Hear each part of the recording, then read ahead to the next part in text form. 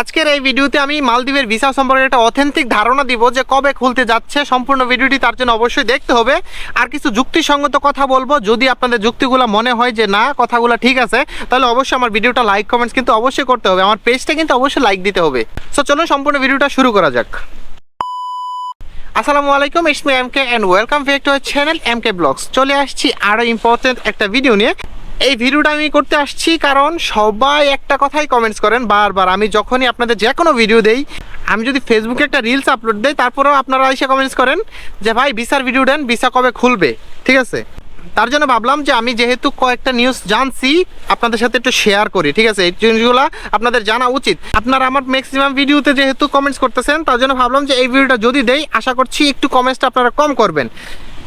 এখন পর্যন্ত আমরা যতটুকু জানি, আজকে হচ্ছে সেপ্টেম্বরের 28 তারিখ, এখনো পর্যন্ত কিন্তু অফিসিয়ালভাবে মালদ্বীপের ভিসা খোলে নাই। এই নিউজটা সবাই জানেন নাকি আমি জানি না, এই ভিডিও থেকে জেনে নেন। এখনো পর্যন্ত অফিসিয়ালভাবে ভিসা খোলে নাই। তবে আমরা কয়েকটা যে ভিসা পাইছি, এই মাসের গত 18 তারিখেও একজন লোক আসছে মালদ্বীপে। আসার পর আমার সাথে কথা হয়েছে, উনি আসছিল চায়না কোম্পানিতে। বর্তমানে চায়না কোম্পানি যতটুকু শুনছি কাজ বন্ধ আছে। এরকম কয়েকটা কোম্পানিতে মাঝে মধ্যে লোক আসতে পারতেছিল, কিন্তু সর্বসাধারণের জন্য এই ভিসাটা ওপেন না। আবার বলছি, এটা সর্বসাধারণের জন্য না। যখনই সর্বসাধারণের জন্য সবার জন্য ভিসা খোলা হবে, ওইটাকে বলা হয় উন্মুক্ত বা ভিসা খোলা। দুই একটা ভিসা দেখে আমরা বলতে পারি না যে ভিসা খোলা। তবে আজকে আমি ধারণাটা দিতে যাচ্ছি সেটা হচ্ছে এই সেপ্টেম্বর মাসে আর ভিসা খুলতেছে না। নতুন ভিসাটা এই সেপ্টেম্বরে আর খুলতেছে না। এখনও পর্যন্ত যত জায়গায় আমি কথা বলছি, যতজনের সাথে যোগাযোগ করছি, তারা বলতেছে এটা প্রসেসিংয়ে আছে, এটা যে কোনো সময় খুব শীঘ্রই খুলে দিতে পারে। আমরা একটা ধারণা নিতে পারতেছি অক্টোবরের ফার্স্ট উইক অথবা 10 তারিখের মধ্যে। আবারও বলছি, অক্টোবরের ফার্স্ট উইক অথবা 10 তারিখের মধ্যে এটা খোলার একটা পসিবিলিটি অনেক। এটা অ্যাকচুয়াল ডেট না, তবে খোলার একটা পসিবিলিটি অনেক। যেহেতু আপনারা বারবার বলতেছিলেন যে ভাই কবে খুলতে পারে, একটা ডেট দেন ভাই। এটা আমি আমার আনুমানিক ডেটটা দিলাম, এখন যুক্তিগুলো দিই। কারণ হচ্ছে ধরেন, আগে কিন্তু 1 লক্ষের বেশি শ্রমিক মালদ্বীপে আসা নিষেধ ছিল, যে কোনো একটা নির্দিষ্ট দেশ থেকে। আর মালদ্বীপে বাংলাদেশের শ্রমিক ছাড়া আর কোনো দেশের এত শ্রমিক নাই। বাংলাদেশের শ্রমিক প্রায় 1 লক্ষের উপরে, 1.5 লক্ষ আছে। তার মধ্যে অবৈধ আছে 50,000 বা 30,000, আমি জানি না এখনো পর্যন্ত। অবৈধ অনেক লোক আছে। ঠিক আছে, এখন লাস্ট গত 17 তারিখে, সেপ্টেম্বরের 17 তারিখে যেই এইটা দিয়েছিল, ইনফরমেশনটা দিয়েছিল যে আপনারা যারা অবৈধ আছেন, যাদের কাগজপত্র ঠিক নাই, আপনারা কাগজপত্রগুলো ঠিক করেন, আপনাদের জন্য ভিসা সার্ভিসটা আমরা চালু করেছি। এখন আমি যতটুকু বুঝতে পারছি যে ওই ভিসা সার্ভিসটা চালু করার একটাই কারণ, সেটা হচ্ছে যারা অবৈধ আছেন তারা তাড়াতাড়ি বৈধ হন। যদি বৈধ না হন, আপনাদেরকে আমরা দেশে পাঠিয়ে দিয়া নতুন করে দেশ থেকে বৈধ কর্মী নিয়ে আসবো। ওইটা আপনিও হইতে পারেন, আবার নতুন লোকও হইতে পারে। বুঝতে পারছেন কথাটা? যেহেতু বাংলাদেশের মানুষই 1 লক্ষের বেশি ছিল, আর অন্য কোনো দেশের মানুষ মালদ্বীপে 1 লক্ষের বেশি নাই। আর সেই শ্রম আইনটা যেহেতু তারা পরিবর্তন করছে, সংসদে পরিবর্তন হয়েছে। আপনারা বুঝতে পারছেন, একটা দেশের সংসদের আইন যখন পরিবর্তন হয়, কি কারণে হয়? আর সেই কারণটা শুধুমাত্র বাংলাদেশি প্রবাসীদের জন্য।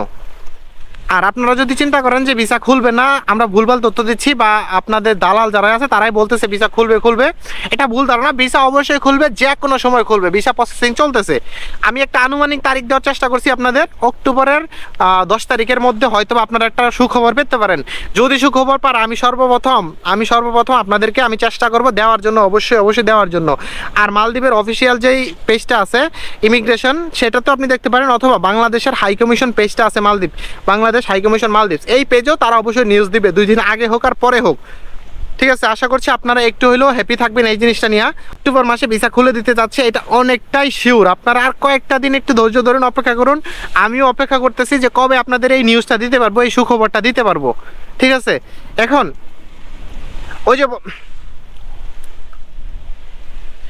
ওই যে বললাম, যদি ভিসাটা না খুলতো, বাংলাদেশের জন্য ভিসাটা না খুলতো, তাহলে কোনো সময় কোনোভাবেই তারা আইন চেঞ্জ করতো না। নিজেদের দেশের সংসদীয় আইন চেঞ্জ করছে, এটা বুঝতে পারেন? আইনটা চেঞ্জ করছে শুধুমাত্র বাংলাদেশিদের জন্য। কারণ বাংলাদেশি মানুষ ছাড়া এই দেশে 1 লক্ষ মানুষ নাই। ম্যাক্সিমাম ইন্ডিয়ার মনে 40-50 হাজার মানুষ আছে। ঠিক আছে, আরও 50,000 লোক ঢুকতে পারবে ইন্ডিয়া থেকে যদি চাইতো। শুধুমাত্র বাংলাদেশি মানুষ 1 লক্ষের বেশি ছিল, এই জন্য তারা আইনটা চেঞ্জ করছে যে আমরা বাংলাদেশি কর্মী নিয়ে আসবো। যখন আমাদের কর্মীর দরকার হবে, আমরা বাংলাদেশি কর্মী নিয়ে আসবো। বাংলাদেশের উপর অনেকটা নির্ভরশীল মালদ্বীপ। বুঝতে পারছেন? মালে শহরে যে কোনো একটা দোকানে যান, একটা আইল্যান্ডে একটা দোকানে যান, আপনি অনায়াসে বাংলাতে কথা বলতে পারেন, একজন না একজন বাংলাদেশি আপনাকে উত্তর দিবেই। প্রত্যেকটা দোকানে প্রত্যেকটা রেস্টুরেন্টে একজন বাংলাদেশি আপনি পাইবেনই ভাই। ঠিক আছে, এতদিন ধৈর্য ধরেছেন, আর কয়েকটা দিন ধৈর্য ধরুন। ইনশাল্লাহ আমরা আশাবাদী যে অক্টোবরের প্রথম সপ্তাহে অথবা অক্টোবরের 10 তারিখের মধ্যে একটা নিউজ আপনারা পাবেন, আমরা একটা নিউজ আপনাদের দিতে পারবো। যদিও এটা আপনার, আমি আমার ধারণা থেকে বলতেছি, আমি আমার যুক্তি থেকে বলতেছি, কয়েক জায়গায় কথা বলে যতটুকু বুঝতে পারছি এটা আপনাদের সাথে শেয়ার করলাম।